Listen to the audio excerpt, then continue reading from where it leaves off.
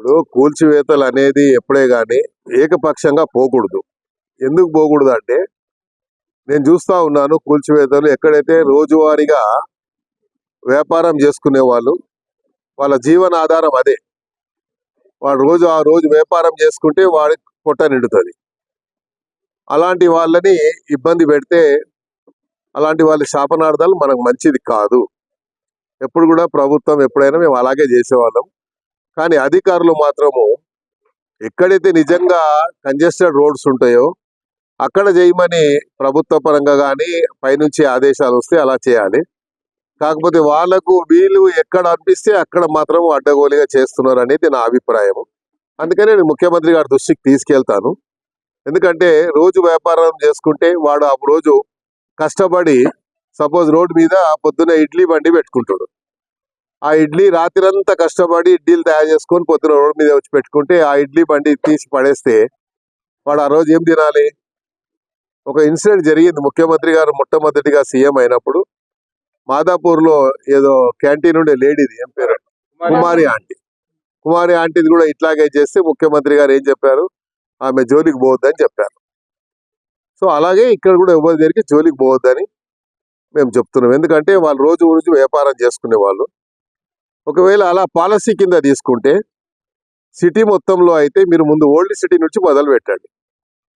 Old సిటీలో ఎక్కడెక్కడ ఉన్నాయి అలా మీరు చేయండి.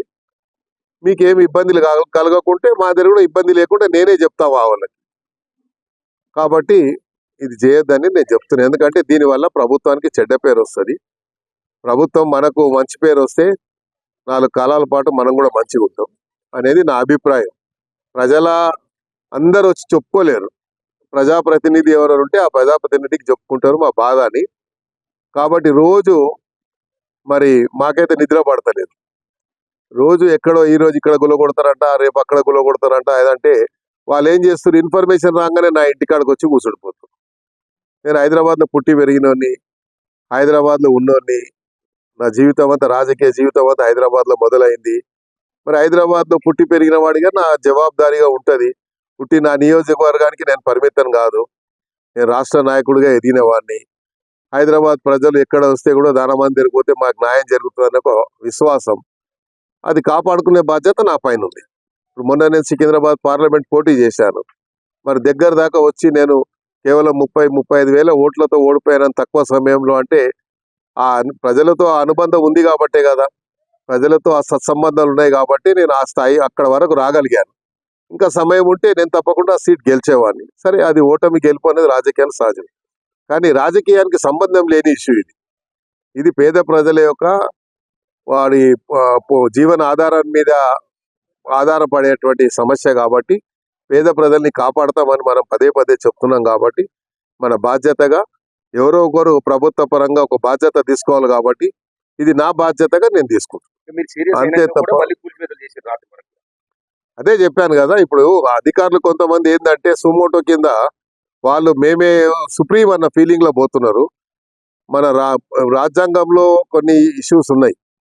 మనం ఎప్పుడే కానీ అధికారం వచ్చిన తర్వాత ఆ స్వేచ్ఛని బ్యూరోక్రాట్స్ కి పూర్తి స్వేచ్ఛ ఇస్తే ఎప్పుడు ఆ ప్రభుత్వం నిలబడాయి. ప్రభుత్వ కంట్రోల్లో ఉండాలి. ప్రభుత్వం ఆలోచన విధానాన్ని వాళ్ళు పరిగణలో తీసుకొని పనిచేయాలి.